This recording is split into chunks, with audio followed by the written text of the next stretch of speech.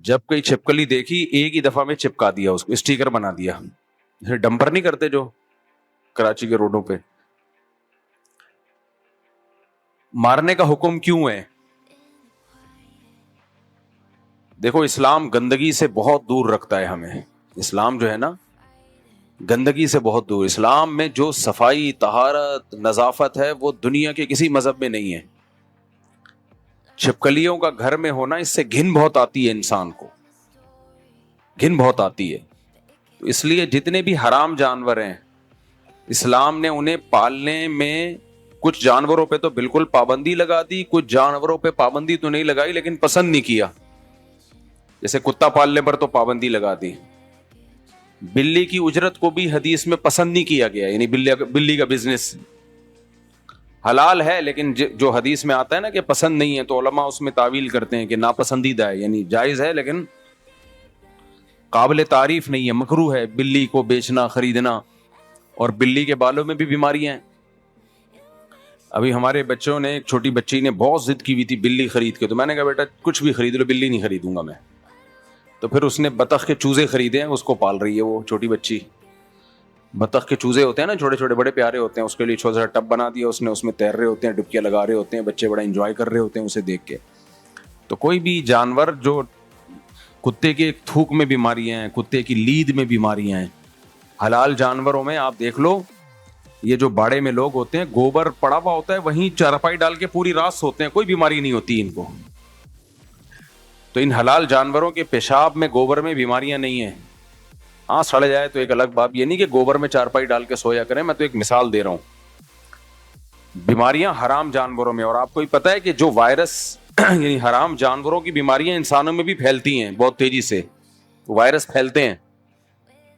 حلال جانوروں میں بہت کم بیماریاں ایسی ہیں جو انسانوں کو لگتی ہیں, وہ کامن نہیں ہیں وہ بیماریاں. خیر, تو چھپکلی پر میں نے بیان شروع کر دیا. تو سورہ معارج کی یہ آیات کئی ہفتوں سے میں پڑھ رہا ہوں. اللہ تعالیٰ نے ارشاد فرمایا کلا انا خلقناہم مما یعلمون, ہم جانتے ہیں ہم نے انسان کو کس چیز سے پیدا کیا. تو انسان کو اس کی اوقات یاد دلائی جا رہی ہے, اور اوقات جب یاد دلائی جاتی ہے جب کوئی اپنی اوقات بھول جاتا ہے. اس پہ میں نے مثالیں دی تھیں کہ کسی کو اس کی اوقات یاد دلانا یہ عام طور پر یہ اچھا نہیں سمجھا جاتا. میں نے مثال دی تھی, کوئی آدمی سائیکل پہ جا رہا ہو, کوئی لینڈ کروزر میں گھوم رہا ہو, آپ کہیں یار تمہاری اوقات تھی, تم تو سائیکل پہ جایا کرتے تھے, تو برا لگتا ہے نا کہ بھائی کیوں مجھے میری اوقات یاد دلا رہے ہو. تو یہ کسی کو اوقات یاد دلانا برا کام ہے, لیکن اس وقت یہ ضروری ہے جب وہ اپنی اوقات بھول جائے, اس میں تکبر پیدا ہو جائے. تو انسان میں چونکہ کبر ہے, تکبر ہے, تو اس لیے قرآن انسان کو انسان کی اوقات یاد دلاتا ہے. دیکھو انسان نا انسانوں کے مقابلے میں تو صاحب فضیلت ہو سکتا ہے. اور کمال کی بات ہے کہ آج پوری دنیا انسان کو انسان کے سامنے تواضع سکھاتی ہے. یہ جو انگلش کے الفاظ ہیں نا بہت سارے, کہ آپ کو ایک دوسرے کے ساتھ تواضع کے ساتھ رہنا چاہیے, اور ملنسار بن کے رہنا چاہیے, موسٹ مرسیفل بن کے رہنا چاہیے, یہ سب انسانوں کے لیے ہیں. خدا انسان کو انسان کی اوقات یاد دلاتا ہے اللہ کے مقابلے میں, اللہ کے مقابلے میں, کہ تم اس کے مقابلے میں تمہاری کوئی حیثیت نہیں ہے, لہذا اس کے سامنے بالکل زیرو, تم جھک جاؤ. تو قرآن کہتا ہے کلا انا خلقناہم مما یعلمون, ہم جانتے ہیں ہم نے اس کو کس چیز سے بنایا ہے. اب میں چند وہ مثالیں دوں گا جس سے پتا چلتا ہے کہ ہم اپنی اوقات بھول چکے ہیں. تکبر, نبی صلی اللہ علیہ وسلم نے ارشاد فرمایا تکبر یہ ہے بطر الحق, حق کا انکار کر دینا اپنی پرسنالٹی کی وجہ سے. کتنے مواقع ایسے ہیں جہاں ہم حق کا انکار کرتے ہیں, کتنے مواقع ایسے ہیں. دیکھو قرآن کیا کہتا ہے, جو نماز نہیں پڑھتا وہ بھی متکبر ہے. کافر اس کو متکبر مانتا ہے؟ جو لوگ نماز نہیں پڑھتے کافر ان کو کہتے ہیں کہ یہ متکبر ہیں, کہتے ہیں نہیں یار یہ تو بہت ملنسار ہے. وہ کیا کہتے ہیں, ڈاؤن ٹو ارتھ, یہ بندہ ڈاؤن ٹو ارتھ. میں نے بہت باہر ملکوں میں جب جاتا ہوں تو غیر مسلموں کے بارے میں مفتی صاحب یہ مائیکل جو ہے نا ڈاؤن ٹو ارتھ ہے، یہ چنگ پونگ جو ہے یہ ڈاؤن ٹو ارتھ ہے، یہ ہر قوم کی اپنی زبان ہوتی ہے. شنگ شونگ جو ہے ڈاؤن ٹو، جیپنیز سارے ڈاؤن ٹو ارتھ ہوتے ہیں، اللہ کی نظر میں متکبر ہیں. ابھی جاپان میں میرے خلاف بڑی کمپین چل رہی ہے بھائی، جیپنیز اخبار میں کوئی میرے خلاف شائع ہوا ہے، میں نے کہیں بیان میں وہاں جا کے بولا ہے نا 4 شادیاں کرو اور فیملی سسٹم کو پروموٹ کرو وغیرہ وغیرہ. تو وہاں کچھ بے وقوفوں نے، ہمارے ہی مسلمانوں نے کوئی جلسے جلوس نکالنے شروع کیے، روڈوں کو بند کیا. تو وہ جیپنیز تو لا کے بڑے پابند ہوتے ہیں، انہوں نے دیکھا یہ کیا دھندا شروع کر دیا، تو وہ اسلام ہی کے اگینسٹ ایک تحریک چل پڑی ہے، یار یہ مسلمان یہاں کے گڑبڑ کر رہے ہیں. وہ نہیں، انہوں نے اپنے روڈ ووڈ جام کا جلوس نکال رہے ہیں جو ہمارے یہاں چلتے ہیں جلوسوں کے فیشن. تو جیپنیز گورنمنٹ نے کہا بھائی جو کرنا انڈور کرو، وہ روڈوں پہ آ گئے، وہاں کی عوام خلاف ہو گئی. تو اب عوام جب خلاف ہوتی ہے تو پھر تو وہ ان کو کیا پتا کہ کون کر رہا ہے، کون اس کا قائل ہے. تو اب وہ ان کو جو چیزیں مل رہی ہیں، آج ہی ہمارے ایک دوست نے مجھے ویڈیو بھیجی، جیپنیز زبان میں نا ٹنگ پونگ چل رہا ہے بہت زیادہ، اللہ خیر کرے. خیر، تو ہماری اپنی حرکتیں ٹھیک نہیں ہیں، مسلمانوں کی اپنی حرکتیں ٹھیک نہیں. ایک طرف صحیح حدیث ہے کہ وہ شخص مومن نہیں ہے جو راستے سے تکلیف دہ چیز نہ اٹھائے. تو سوچو، راستے میں تکلیف دہ چیز ڈالے وہ مومن ہو سکتا ہے؟ اور جو روڈ بلاک کرے، چاہے مذہب کے نام پہ ہو، پوری رات ایسے پروگرام ہو نعتوں کے کہ لوگوں کے کان بج رہے ہوں، اور بھونپو لے کے جو ہے نا مسجدوں پہ اسپیکر لگائے ہوئے ہوں، سب کو سنا رہے ہو اپنی آواز، سننا چاہے کوئی نہیں سننا چاہے. یہ تکلیف اسلام میں جائز ہوگی؟ تو اس لیے اسلام کو غیر مسلموں سے خطرہ نہیں ہے، اسلام کو خطرہ مسلمانوں سے ہے. یہ انسان کے بچے نہیں بن رہے ہیں، مذہب کو غلط استعمال کر رہے ہیں، غلط. جو چیزیں میں نے بتایا تھا نا، اسلام اور دیگ 180 ڈگری پہ ہے. اسلام میں روزے ہیں، کھانا نہیں ہے. تو اسی طرح اسلام میں دوسرے کو تکلیف سے بچانا ہے. اسلام میں کوئی عبادت ایسی نہیں ہے جس سے دوسروں کو تکلیف ہو، کوئی عبادت ایسی نہیں ہے. ہم مذہب کے نام پہ کتنی تکلیفیں دے رہے ہوتے ہیں لوگوں کو، مذہب کے نام پہ کتنی تکلیفیں دے رہے ہوتے ہیں. تو خیر، تو انسان جو ہے، ہاں تکبر، اللہ کہتے ہیں جو نماز نہیں پڑھتے وہ بھی کیا ہیں؟ متکبر ہیں. جو زکوٰۃ نہیں دیتے وہ بھی کیا ہیں؟ متکبر. تو سوال پیدا ہوتا ہے بھائی وہ تو ڈاؤن ٹو ارتھ ہوتے ہیں، وہ تو اتنے ملنسار. بھائی وہ انسانوں کے لیے ملنسار ہیں، خدا کے لیے ملنسار نہیں ہیں. اس لیے کہ جس خدا نے ان کو پیدا کیا تھا، اس خدا کا انکار اتنے دھڑلے سے کیا انہوں نے کہ ہم خود بخود وجود میں آئے ہیں، ہمیں کوئی بنانے والا نہیں ہے. تو اس سے بڑا تکبر کیا ہوگا میرے بھائی؟ اس سے بڑی بڑائی کیا ہوگی؟ تو متکبر آدمی جو سب سے پہلے اس کا کبر اللہ کے خلاف جاتا ہے. اسی وجہ سے نماز انسان میں کبر کو ختم کرتی ہے.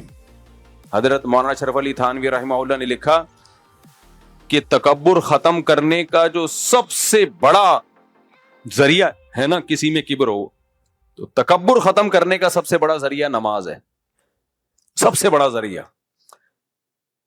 انہوں نے فرمایا کہ نماز میں اول سے آخر تک، اول سے، تکبر سے مراد سمجھ گئے؟ اللہ کے سامنے تکبر، ڈاؤن ٹو ارتھ انسانوں کے سامنے ہونا الگ چیز ہے.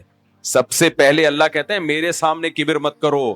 اگر میرے سامنے کبر کرو گے تو لوگوں کے سامنے جھکتے رہو 100 دفعہ، اللہ نہیں مانے گا آپ کو. میں اکثر بیانات میں مثال دیتا ہوں، ایک آدمی باپ کے سامنے اکڑتا ہے، باپ اسے آرڈر دیتا ہے نہیں مانتا، باپ کو باپ نہیں مانتا، تو ڈاؤن ٹو ارتھ ہو گیا، باہر نکلتے ہی تواضع کے ساتھ ہر ایک کے ساتھ جھک کے ملتا ہے.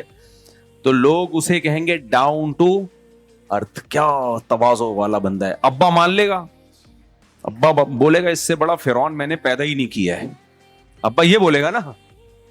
تو اس لیے اسلام ہر چیز کو جو دیکھتا ہے نا، وہ کہتا ہے اللہ کی نظر سے دیکھو. فیصلے جنت اور جہنم کے کس نے کرنے ہیں؟ اللہ نے کرنے ہیں. تو اسلام یہ کہتے ہیں اللہ کی نظر سے آپ نے لوگوں کو دیکھنا ہے. اللہ جس کو اچھا کہے گا وہ اچھا ہے، اللہ جس کو متکبر کہے گا وہ متکبر ہے. ابو جہل بھی اپنی قوم میں بڑا مشہور آدمی تھا, اللہ کی نظر میں وقت کا فرعون تھا وہ. تو اس لیے میرے بھائی اللہ تعالیٰ کافر کو اس لیے نہیں مانتے کہ کافر اللہ کی نہیں مانتا, اور اگر کوئی اللہ کی مانتا ہے تو اللہ کی نظر میں سب سے پہلے وہی ہے. تو نماز جو ہے نا, تکبیر تحریمہ سے لے کے سلام پھیرنے تک مکمل تواضع عاجزی. سب سے پہلے ہم کیا کہتے ہیں؟ اللہ اکبر. اللہ سب سے بڑا ہے, تو تکبر ختم ہوگا کہ نہیں ہوگا؟ اپنی نفی کر لی, بھائی میں کچھ بھی نہیں ہوں, دنیا کچھ بھی نہیں ہے, سب سے بڑا کون ہے؟ اللہ ہے.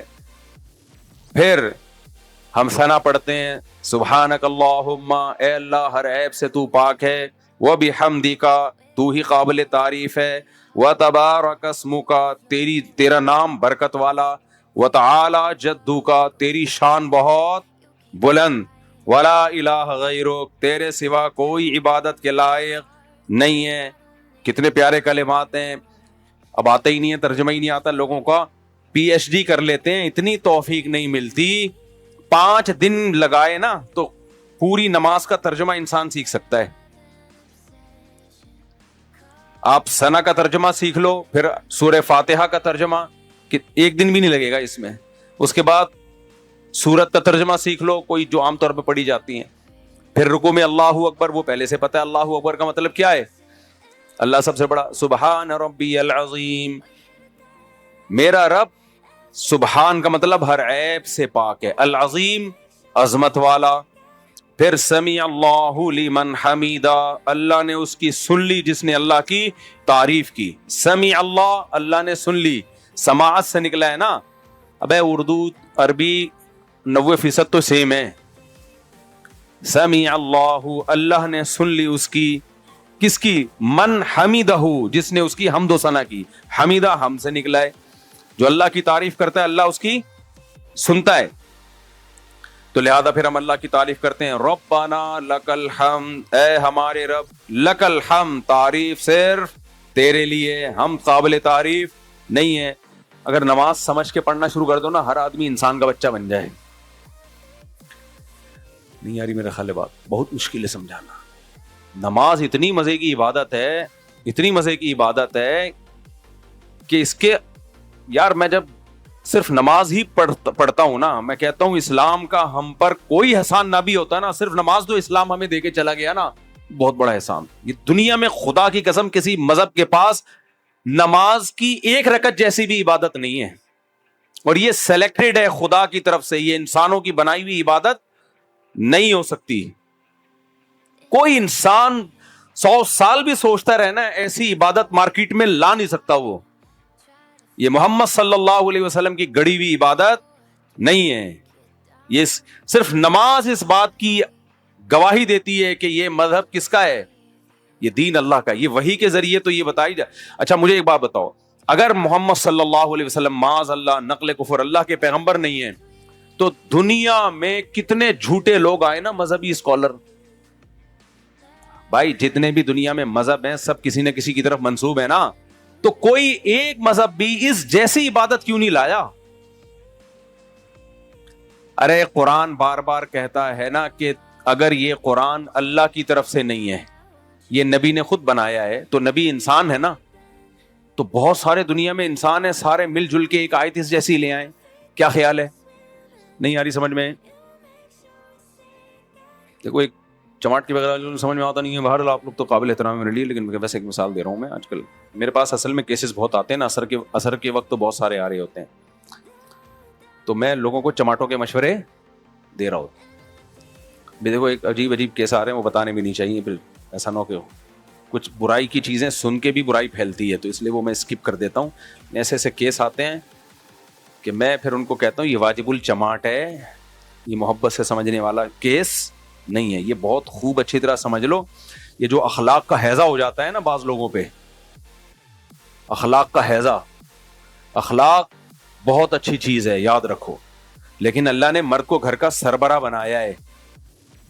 سربراہ کو چاہیے جو کام اخلاق سے ہو سکتا ہے وہ سختی سے نہ کرے, لیکن اگر سربراہ کے پاس سختی کی اتھارٹی ختم ہو جائے تو وہ سربراہ نہیں ہے. اور جس اسٹیٹ میں سربراہ نہیں ہے, جس گھر میں سربراہ نہیں ہے, اس سے بڑا فساد کسی گھر میں ہو نہیں سکتا. آج کل مارکیٹ میں یہ چل رہا ہے. باپ باپ نہیں ہے, بھائی بھائی نہیں ہے, ماموں ماموں نہیں ہے, چاچو چاچو نہیں ہے. چاچو بھی جمشید, ماموں بھی جمشید, ابا غفار صاحب ہیں, مائیکل صاحب ہیں, بس ختم. وہی گوروں کی طرح سیٹ اپ سارا. تو اس لیے آدمی کو چاہیے جب وہ گھر میں داخل ہو تو بچے بھی خوش ہوں, ہمارے ابا آ رہے ہیں, ایسے چنگیز خان نہ بن جائے کہ بچے ٹینشن کانپنا شروع ہو جائیں. بعض گھروں میں ایسا ہوتا ہے, یہ بالکل غلط ہے. بچے خوش ہوں ہمارے فادر آ رہے ہیں گھر میں, بیگم خوش ہو میرا ہسبینڈ آ رہا ہے, خوش ہو. لیکن اتنا میٹھا نہ بنو کہ بیگم بھی کھا جائے اور بچے بھی بیچ کے کھا جائیں. آپ کو تھوڑا سا روب رہے, تھوڑا سا کیا رہے, تھوڑا سا روب رہے. تو ورنہ یہ بالکل بھی نگرانی جو چھوڑ دیتے ہیں اور بالکل ہی روب ختم, تو بھائی یہ پھر سربراہ نہیں ہو, تم بیڑا غرق ہوئے, اپنے لیے بھی نقصان, ماتحتوں کے لیے بھی نقصان. اس لیے ہر چیز بیلنس میں اچھی ہوتی ہے. اب آپ کہو کہ کون سا ٹاپک لے کے بیٹھ گیا, لیکن مارکیٹ میں جو چل رہا ہے نا وہ یہی چل رہا ہے بہت زیادہ. تو اب دیکھو ہمارا ملک جو ابھی پاکستان کے جو یہ جو اب آج کل سنی جا رہی ہے, اسلام آباد میں سب آ رہے ہیں, تو یہ اخلاق کی وجہ سے ہیں. یعنی پاکستان کے اخلاق بہت اچھے ہیں, پوری دنیا میں ہم پھول بانٹتے ہیں. ابھی جو دنیا نے پاکستان کو باپ بنایا ہوا تو ہے نا, یہ تو مانتے ہو نا. آج کل مجھے بتاؤ دنیا میں سب ملکوں کا باپ کون چل رہا ہے, لیٹسٹ رپورٹ کیا ہے؟ فی الحال وہ میرا ایک کلپ بڑا چلا ہے ابھی, وہ کیا ہے, سبھی تو خوشیاں منا رہے ہیں, کیا ہے وہ بول گیا, سوائے ابلیس کے جہاں میں, وہ سنا ہے آپ نے, سوائے ابلیس کے جہاں میں سبھی تو خوشیاں. اللہ بریلویوں کو جزائے خیر دے, انہوں نے ایک شعر بڑا اچھا نکال لیا. اب صحیح جگہ یہ کیا ہو رہا ہے, وہ ہمارے اوپر فٹ کرتے ہیں ویسے تو, کہ ربیع الاول میں یہ شعر بریلوی حضرات کا ہے, وہ ہم پر فٹ کرتے ہیں. کہتے ہیں ربیع الاول ہم لوگ نہیں مناتے نا, نہ وہ بتیاں وتیاں لگاتے ہیں, نہ وہ جو کچھ یہ لوگ کرتے ہیں.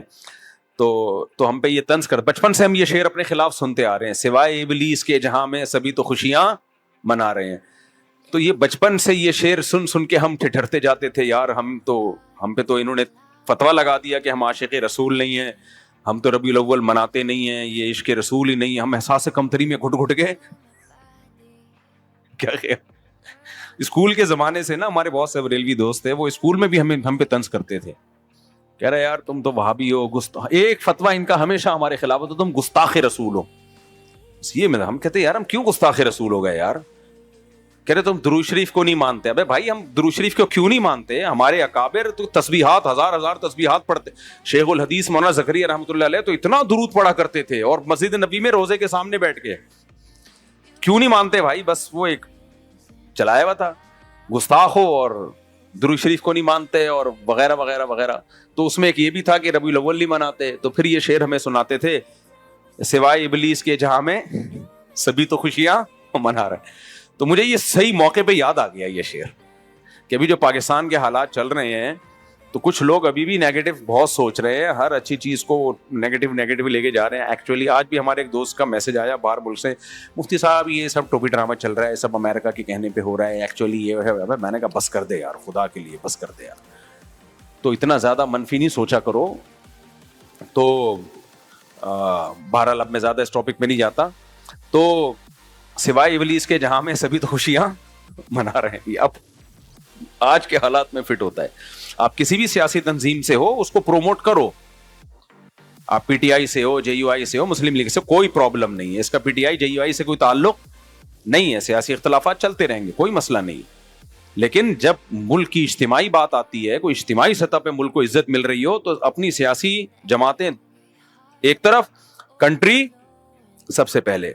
بے شک اس اپنی جماعت کو کرتے رہو, یعنی اس کو پروموٹ کرتے رہو, کوئی پرابلم کی بات نہیں ہے. لیکن جہاں کنٹری کی بات آئے گی بھائی, اور کنٹری کو عزت مل رہی ہوگی, تو اس پہ بھی خوش نہیں ہو رہے, پھر تو یہ بنتا ہے نا سوائے ابلیس کے جہاں میں سبھی تو خوشیاں منا رہے ہیں. تو آج کل جو رپورٹ چل رہی ہے, پاکستان جس کو اتنا ذلیل ہوا تھا دنیا میں, یعنی کیا گیا ہے اس کو ایک پروپیگنڈے کے تحت, یہ ایسا ہے, یہ ویوں ہے, یہ فلانا ہے. آج کل آپ سے اگر کوئی پوچھتا ہے کہ دنیا میں جتنے بھی کنٹری اس وقت لیٹسٹ چل رہے ہیں ان سب کا باپ کون ہے, تو کیا جواب آئے گا؟ آج کل پاکستان سب کباب بنا ہوا ہے. تو یہ اللہ کی طرف سے ہے. اور اسرائیل بہت زیادہ ٹینشن میں ہے پاکستان کی وجہ سے. وہ کہہ رہے میرے سارے جو کیے کرائے جو میں لڑوانا, اسرائیل چاہ رہا تھا تیسری جنگ عظیم. قرآن نے کہا ہے نا یہودیوں کے بارے میں, زمین میں فساد بچاتے رہیں گے. سارے یہودی ایک جیسے نہیں ہوتے, یہ صہیونی جو یہودی ہیں ان کی بات کر رہا ہوں میں. یہودیوں میں بھی بہت سے, جب ہم دنیا میں ٹریولنگ کرتے ہیں تو بہت ساری نالج ملتی ہے. ہانگ کانگ میں گیا, وہاں بہت سارے یہودی ہیں, مسلمانوں کو سپورٹ کرتے ہیں. اسی طرح جرمنی میں, بہت سارے ملکوں میں وہ جنگوں میں, بلکہ اسرائیل کے خلاف ہے وہ یہودی. تو اس لیے ساری قوم کو ایک لاٹھی سے نہیں ہانکنا چاہیے. یہ مخصوص قسم کے لوگ ہیں جو دنیا میں فساد پھیلانے کی کوشش کر رہے ہیں. تو ان کے جو کباب میں سب سے بڑی ہڈی اس وقت بنا ہوا ہے وہ پاکستان بنا ہوا ہے. تو مان لو, خوش ہو جاؤ, ساری دنیا آپ کو سلوٹ کر رہی ہے. مصر نے ملی نغمہ بنایا ہے, سنا ہے وہ آپ لوگوں نے عربی میں پاکستان کے لیے. اب مصر میں پاکستان کے لیے نغمہ بن رہا ہے. تو آج کل جو باپ چل رہا ہے مارکیٹ میں وہ کون ہے؟ پاکستان چل رہا ہے. تو اس کی وجہ پاکستان کے اچھے اخلاق. یہ اصل میں بیان میں بھی ہے, اس کی جو بنیادی وجہ ہے کیا ہے کہ پاکستان کے اخلاق کیا ہیں؟ بہت اچھے, اتنے اچھے اخلاق ہیں, آج تک کسی کو قرضہ دیا نہیں ہے, ہمیشہ لیا ہے. اربوں کربوں روپے لے کے بیٹھا ہوں, یہ اخلاق چل رہے ہیں. اتنے اچھے اخلاق ہیں. مودی نے اٹیک کیا تھا, جواب میں یہاں سے غلیلوں میں پھول بھر بھر کے بھیجے. ایسے ہی اخلاق ہے نا. تو اسی سے ہمیں سیکھ لینا چاہیے کہ ہر جگہ اخلاق کی عزت بولو نہیں ہوتی.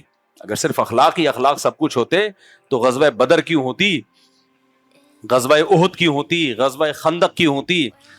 تو یہ اس لیے آج کل دینداروں کے ساتھ ایک مسئلہ یہ ہے کہ اعتدال پہ نہیں رہتے.